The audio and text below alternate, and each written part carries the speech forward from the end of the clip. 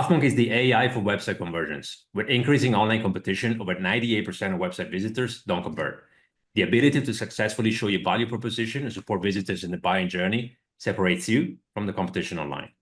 Pathmonk qualifies and converts leads on your website by figuring out where they are in the buying journey and influencing them in key decision moments with relevant micro experiences like case studies, intro videos, and much more. Stay relevant to your visitors and increase conversions by 50% by adding Pathmonk to your website in seconds, letting the artificial intelligence do all the work, and increase conversions while you keep doing marketing as usual. Check us out on pathmonk.com. All right, welcome to today's episode of Pathmonk Presents. Today we are joined by Erin Murray. She's the Chief Brand Officer at Mad Rabbit. Erin, welcome to the show. Thank you. I'm excited to be here. Oh, we're excited to have you, Erin. And let's start with the basics a little bit. So, tell us a little bit about the big idea behind Mad Rabbit, and if you were explaining it to a friend over coffee, or how would you describe it? What you do? Yeah. Mad Rabbit is an integrated tattoo care brand for those who, the customer that is the tattoo obsessed. I think what's really interesting about the brand, or what I found really interesting about the brand when I had joined several years back, was the industry didn't really have great care. It had been sort of stuck in the same cycle of using petroleum-based products that aren't really great for tattoo healing. And so the brand really got its beginnings because of that. One of the co-founders actually got a couple of tattoos, experienced some really bad healing results, and thought, there must be other customers like me out there who are having the similar sentiment.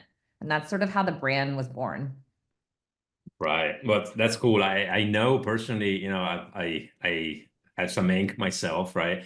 And I used to use all of those products that wouldn't let my skin breathe, and it was a mess for the healing. And I'm glad that over the years, more and more, companies and products like Mad Rabbit, let's say, are taking a more natural approach, like with products that are actually good for your skin and don't mess up your newly tattooed art. So Yeah. that's great. I agree. I think a lot of it, I think the customer really looks at the tattoo artist as the expert, and in many ways, the artist is the expert in terms of the tattooing process. But I think in terms of the healing process and skin regeneration in general, and just keeping your skin bright and vibrant so that ink can show through, there's a lot of other elements that are really required in order for you to get a great product that's going to give you the results that you need. Most people think like, oh, tattoos, I should treat it like a wound. In some ways, yes, but they're micro wounds. And so one of the key things that we learned was the skin needs to breathe in order for it to heal properly, in order for it to flake instead of scab, because the ink will show up irregularly. So those are just some really interesting insights that I kind of learned about the brand when I first joined. Yeah, that's interesting. So, which type of customers are the best fit for your products? Obviously, people with tattoos in a way, but we were just talking offline, right? There are different key problems that you solve for different people, if you will. So, can you expand on that a little bit? Is it just the person with the tattoo, or is it also about the tattoo artist? How does that work? Yeah. So we started the brand, the brand got its roots in a very different way than most brands. Most brands start with the tattoo consumer, so the tattoo artist, and going after that type of customer subset first. One of the things, and I think this is really what helped grow the brand in such a significant way, is we went after the end-to-end consumer who is getting the tattoo, who's looking for the care post the tattoo experience. But since then, we recognized there was and knew kind of there was always an opportunity to build relationships, to build a product assortment for the tattoo artist. And so now our customers exist of consumers who are getting tattoos or experiencing tattoos, or trying to revive their old tattoos, the tattoo artist, who is really seen as the expert in the consumer's eyes in many ways. And then additionally, even thinking about this distributor and how they service a tattoo artist or a tattoo studio as a customer. Okay, got it. So I'm curious. how do most people discover you at this point? Are there any channels that have become your Yeah. go-to for bringing in new customers? Go-to channels. I mean, Meta, even though we are trying to become less dependent on the platform, Meta definitely does bring a lot new customer acquisition. I would say the birth of TikTok has also really helped Mm. generate new customer acquisition. And then we launched in Walmart, about 2,000 doors in September of 2023. And I think retailers become also a point of discovery for the brand in many ways. Similarly, Amazon does the same thing. So it's really thinking about a full funnel life cycle and how we acquire them. Okay. So you're originally, you're digitally native, let's say, right? And then transition into retail. But I'm curious, how much of a role does your website play in pulling in new clients these days? Is there anything about it that you think really works, or maybe anything you got your eye on improving right now? Yeah, so we are improving the UX and the UI. So the customer journey, we realize there's some opportunities for us there where it's like and it's small tweaks. It's not even anything major. It's like, okay, let's change thinking about, well, if the customer is going to come to the site, they're not going to be searching for cleansers. They're going to be searching for new tattoo care or how to heal my tattoo or things of that nature. So leveraging those insights that we already have and deploying them on the site so it's easier and more succinct for them to shop. The other thing I would say is yes, we are a digitally native brand. We launched retail in 2023. From a digital perspective, though, I think we still have a pretty solid business digitally. It's about 25% of our revenue still. So we have a several or many, I should say, loyal customers. I think one of the things that we're also trying to do is as customers are learning about us or shopping us in different formats, whether that's a Walmart or a tattoo shop or Amazon, how do we remarket them? How do we re-engage them through native social content? How do we develop stronger membership or subscription opportunities to really continue driving the customer continuously with specialized offerings on our website? Got it. Okay. Well, I'm curious then, maybe from your experience, you can draw from, I know you've been with Matt Rabbit for a while, but, maybe there's something else that you experienced over the years. What actually makes a website convert? I guess in a way would be for us to, I know our audience and myself personally, I like to geek out on a tool stack, or tactics, little tricks that have worked for you in the past. Anything you can share? Yeah, I think what's really helped us in terms of conversion is video. So Mm, we were early on, I think one of the cool things about the brand is we like to try new things that we're super willing to try to bring new ways of communicating the brand to consumers. And one of the things that we did is we built pop-up videos as someone landed on a PDP right from the beginning. Because at the end of the day, as much as I'd love to say like people read, they just don't. They need to understand in a probably a 7 second or less time frame what a product is going to do for them. And so by doing something like that or by implementing a strategy like that, it increased our conversion almost double, which was quite crazy. We tested it on a few of our top selling products to sort of understand what would the potential opportunity be there. And I think our intuition was really correct in that regard. I would say in terms of other ways that we think about conversion, really strong before and after content. So we have a lot of content where it's like someone going through the healing process after getting a new tattoo and showcasing that in a really interesting way. Developing content that is a little bit more of a shock and awe because like mm. during the healing process, it could be flaky and really uncomfortable, but like showcasing how the product benefits the consumer right away has been pretty instrumental. That's cool. Obviously love the mention of video because that's something we use a lot here at Pathmonk to help websites convert. Go check out pathmonk.com, wink, wink.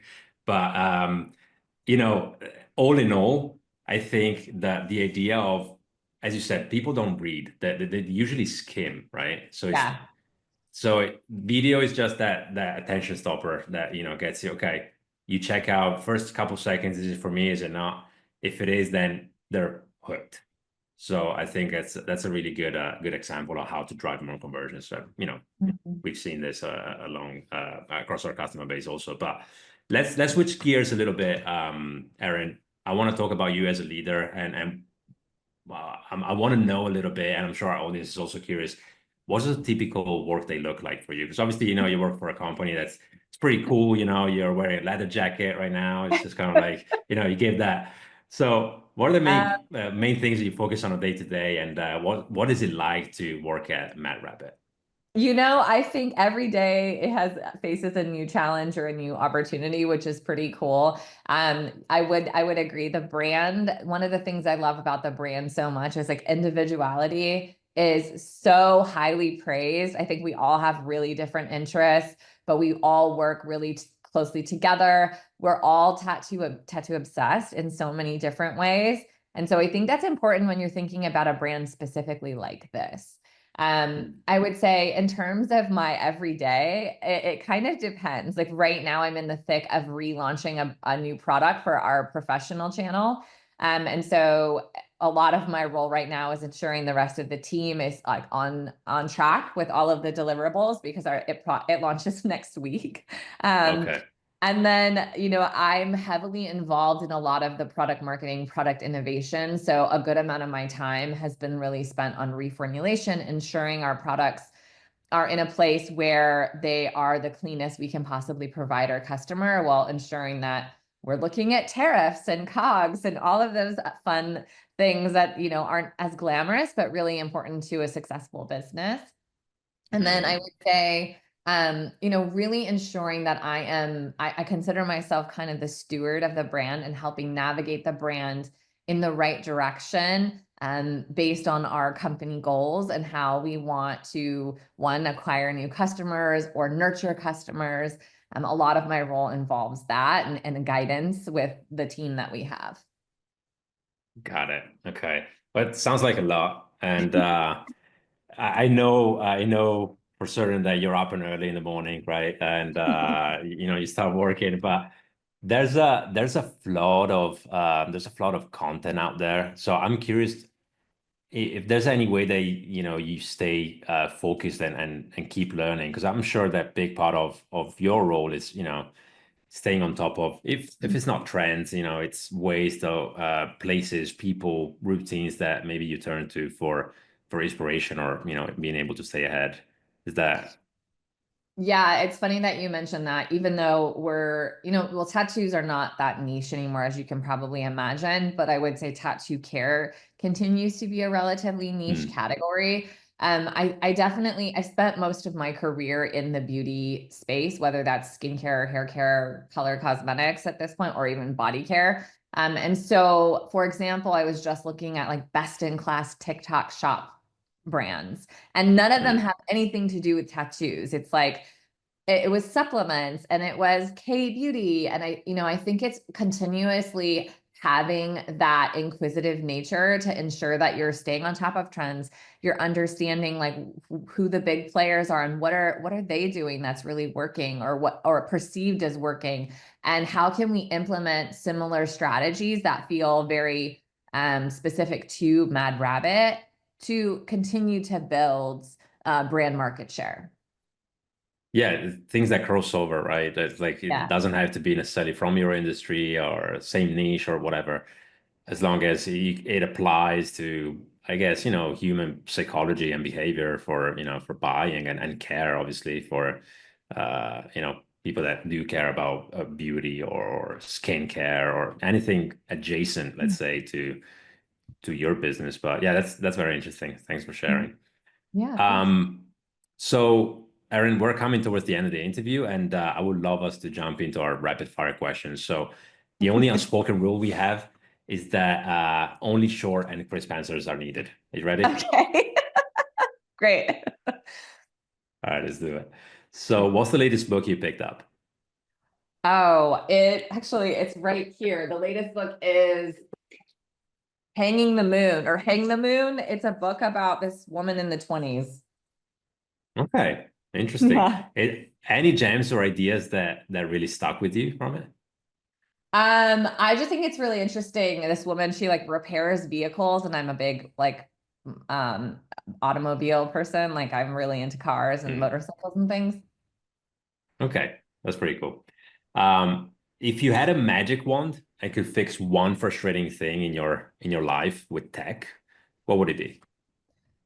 I would say all of like PDP tactical setup. It's awful. All Very right. tedious. I'm sure there will be a barrage of vendors right now that will kind of, if they have any kind of solution to help you with that, they will probably, be in your inbox. So, I mean, I would love for me to be for myself to be able to just like build an AI and then it builds it all for me and it mm, uploads for me. Some of it's been really synchronized, but it's still a lot of like, okay, let me make sure this is checked and this is checked. And I would love simplification there. yeah, fair enough. Fair enough. Maybe related, but maybe not. Maybe there's something else in there. What's one repetitive task that you love to put on autopilot forever? Oh, good question. Probably I think email responding. I think sometimes that can get a little bit like tedious, but one thing I do love now is like audio email or audio text. Everything is audio for me now. I never thought I would see the day of that, but it is my probably most used tool. Yeah, that would be good actually. I know email takes a lot of my day too, so and it's hard to keep on top of it. Yeah. Um, if you could go back and give your past self a quick pep talk at the start of your marketing journey, what kind of advice would you drop? Ooh. Uh, Continue to be nimble. Things change too quickly. Keep it simple, right? Mhm. Exactly. Keeping it really Love it. simple, keeping it really nimble. Nice. Well, Erin, I want to thank you for being on the show with us today. And I also want to give you the last word. So, if someone forgets everything about the interview today, what's the one thing that they should remember about the work you're doing? That I would say the tattoo care industry is a growing category. It's no longer niche. And if you haven't thought about getting a new tattoo, maybe this will help you. Okay. So, where should people go if they want to check out Matt Rabbit?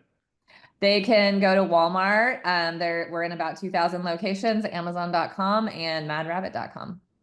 Amazing. All right. So go and visit Matt Rabbit. I know I will use it for my next piece. So amazing. All right. Thank you, Erin. I hope to All see right, you again thanks. soon. Thank you.